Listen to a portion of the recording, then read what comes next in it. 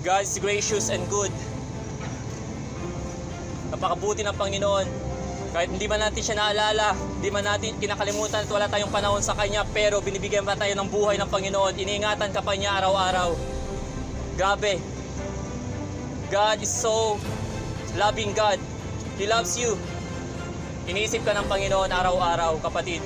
Naalala mo ba siya? Naglaan ka ba ng oras para sa Kanya?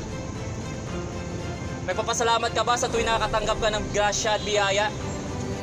Madaling magalit, madaling pumatay, madaling magtanim ng sama ng loob, madaling magchismis, pero napakahirap ibahagi ang kabutihan ng Diyos sa buhay.